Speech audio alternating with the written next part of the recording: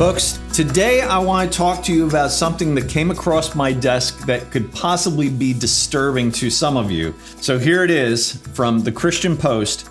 Oxford Junior Dictionary drops Christian words. Oh my gosh. Well, what are those words? Christian-related words like bishop, chapel, disciple, minister, devil, and here's the one that really got me, sin.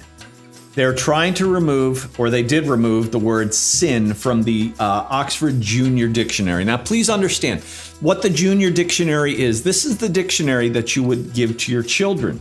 And of course, to me, I find that very disturbing because, again, this goes along the lines of trying to remove certain key things from society that are absolutely critical. Why did they do this? So the University Press goes on to say that the changes were made to reflect a multicultural society. Quote, people don't go to church as often as before. Our understanding of religion is within multiculturalism, which is why some words such as Pentecost would have been in there 20 years ago, but of course not now. Oh my gosh, this, I hate to even quote this, but I think it was Hitler who was the one who said, all it takes is a generation to change a society. So if you start when they're children, and we see that a lot now, especially even with the whole transgender movement, they're trying to, confuse and take away certain truths that have been around for centuries. And they're just removing them so that they can build this society that they want to down the road.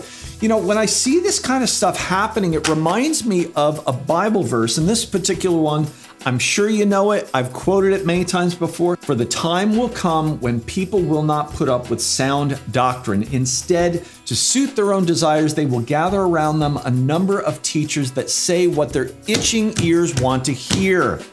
That's what this is really all about. Now, I get this because nobody wants to have the mirror put on them and be accountable for their sin. And yet this sin is the most critical thing that I think we need to be addressing. And yet so many people, in fact, I see this in the comments all the time, that from the pulpits, they want to see a good church talking about sin. In fact, if you're a pastor, folks, start talking about sin. This is what people want to hear. They actually do want to hear about it.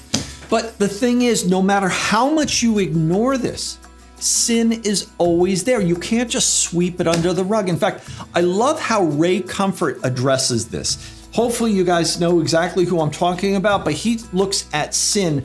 Sin is wages. The wages of sin is death. So somebody therefore has to pay those wages. And the point that Ray is always making is that you're either going to let Jesus be the one who pays for that sin, or you are going to be the one who has to pay for that sin. And that has eternal consequences.